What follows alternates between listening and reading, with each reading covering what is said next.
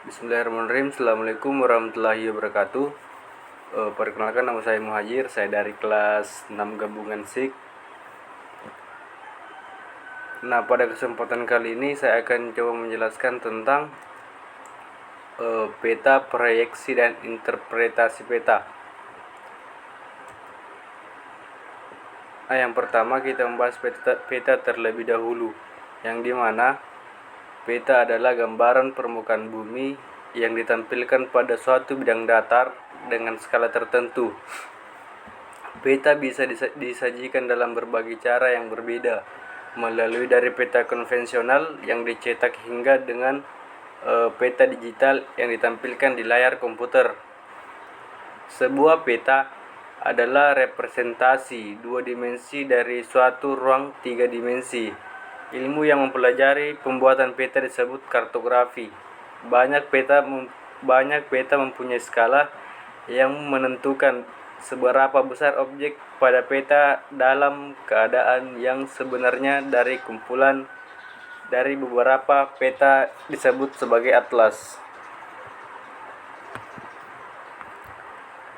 Nah, selanjutnya adalah fungsi dari peta. Fungsi peta secara umum adalah sebagai berikut. Yang pertama, menunjukkan posisi, lokasi, dan titik suatu tempat di permukaan bumi. Yang kedua adalah memperlihatkan ukuran, luas, dan jarak serta arah suatu tempat di permukaan bumi. Yang ketiga, menggambarkan bentuk-bentuk di permukaan bumi seperti benua, negara, gunung, sungai, dan bentuk-bentuk lainnya. Yang keempat, membantu peneliti sebelum melakukan survei untuk mengetahui kondisi daerah yang akan diteliti. Yang kelima, menyajikan data tentang potensi suatu wilayah. Selanjutnya bagian 6, alat analisis untuk mendapatkan suatu kesimpulan. Yang 7, alat untuk mempelajari hubungan timbal balik. 8, antara fenomena geografi di permukaan bumi.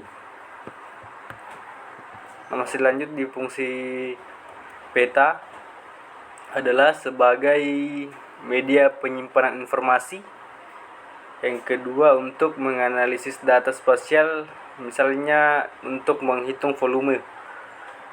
Dan yang terakhir, untuk membantu pekerjaan lapangan, misalnya sebagai perencanaan wilayah. Nah, selanjutnya ada 9 komponen peta beserta dengan fungsinya. Yang pertama adalah judul. Judul merupakan komponen yang paling penting dalam sebuah peta. Judul peta memuat informasi keseluruhan tentang isi peta. Biasanya komponen ini terletak di bagian tengah atas peta agar lebih mudah dilihat. Selanjutnya adalah legenda. Legenda menjadi kunci untuk memahami isi peta. Komponen ini menjelaskan tentang simbol-simbol yang tercantum dalam peta. Umumnya kolom legenda ditempatkan di sebelah kiri atas atau kanan bawah peta. Nah, selanjutnya adalah mata angin. Komponen ini bertujuan untuk menunjukkan arah mata angin mulai dari utara, selatan, barat, hingga timur. Mata angin dapat digambarkan dengan beragam bentuk seperti tempat arah pokok, 8 sudut anak panah, hingga satu arah yaitu utara. Yang keempat adalah garis astronomis. Garis astronomis merupakan garis khayal yang melintang dan membujur sehingga sebuah peta. Garis ini berfungsi untuk memudahkan pembaca dalam menentukan posisi suatu lokasi di permukaan bumi. Selanjutnya, yang kelima, sumber dan tahun pembuatan peta. Sumber dan tahun pembuatan peta juga menjadi komponen penting yang harus diperhatikan. Kedua komponen ini dapat memastikan bahwa informasi yang dimuat dalam peta sudah tepat akurat dan sesuai dengan kondisi yang sekarang. Selanjutnya yang keenam adalah skala. Skala adalah perbandingan jarak objek dalam peta dengan jarak yang sebenarnya. Yang ketujuh, inset peta. Inset peta merupakan peta kecil yang disisipkan dalam sebuah peta. Inset berfungsi sebagai memperjelas letak suatu wilayah. Yang kedelapan, lettering. Lettering adalah tulisan yang bertujuan untuk mempertegas arti dari simbol dalam peta. Umumnya lettering mencangkup huruf tegak, kecil, kapital, miring, dan lain sebagainya. Yang sembilan adalah warna peta. Tidak hanya memperindah penampilan, warna peta juga memiliki fungsi tertentu. Setiap warnanya menggambarkan informasi yang penting terkait objek peta. Misalkan warna biru untuk wilayah perairan dan warna hijau untuk wilayah dataran rendah. Nah, selanjutnya adalah proyeksi peta. Proyeksi peta adalah cara memindahkan sistem paralel atau garis lintang dan meridian atau garis bujur berbentuk bola atau globe di bidang datar atau peta. Hasil pemindahan dari globe ke bidang datar ini menjadi peta, sehingga dari globe ke bidang datar harus diusahakan akurat. Seperti yang terdapat pada kedua gambar ini merupakan yang gambar pertama adalah skala dan proyeksi. Dan selanjutnya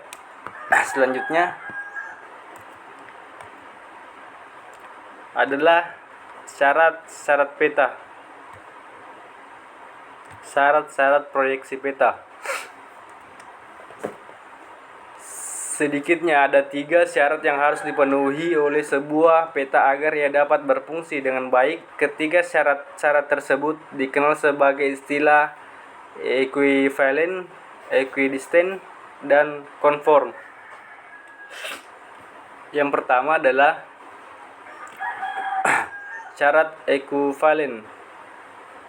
Syarat pertama harus dipenuhi sebuah peta ialah ia harus bersifat equivalent.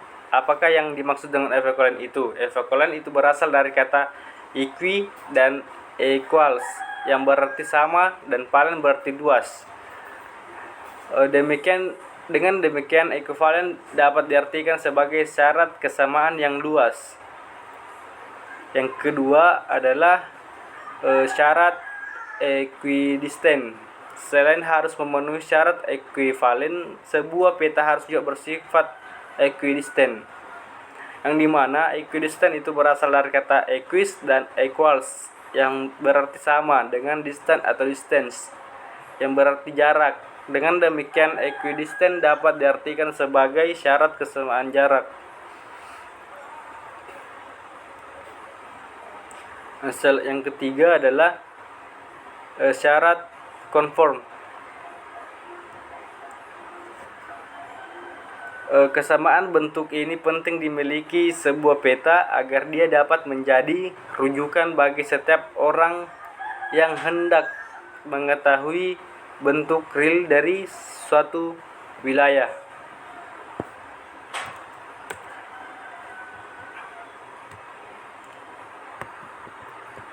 Nah, selanjutnya adalah interpretasi peta.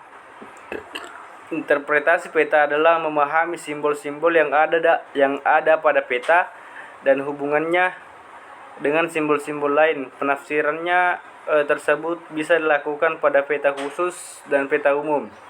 Nah, yang dimana peta umum adalah peta yang menggambarkan penampakan yang sesungguhnya di permukaan bumi. Dan peta khusus adalah peta yang menggambarkan tema ataupun informasi tertentu di suatu daerah.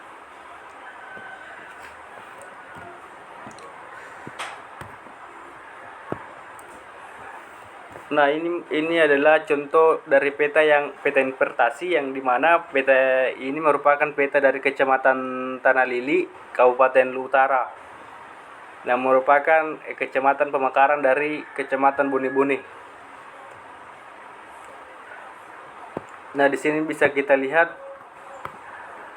terdapat beberapa wilayah yang dimana yang berwarna ungu merupakan kabupaten atau kota, yang titik-titik merah yang terdapat pada peta merupakan pedesaan, yang dimana lagi yang berwarna biru merupakan sungai, dan yang berwarna merah merupakan jalan-jalan pedesaan, dan yang berwarna agak kemerahan merupakan jalan poros dari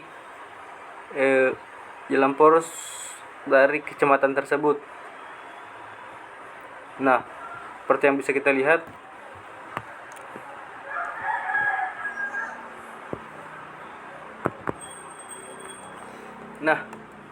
kemudian cara untuk melakukan proyeksi pada peta seperti yang pada gambar sebelumnya adalah yang pertama, jarak antara satu titik dengan titik yang lainnya di atas permukaan harus diubah dengan benar, harus benar jika ada yang diubah. Dan yang kedua, permukaan yang diubah harus benar, bentuk yang diubah harus pun benar, dan arah yang diubah harus tetap benar supaya tidak ada kekeliruan dalamnya. Mungkin sampai itu saja yang dapat saya sampaikan pada kesempatan kali ini. Kurang dan lebihnya mohon dimaafkan. Wabillahi taufiq wal hidayah. Assalamualaikum warahmatullahi wabarakatuh.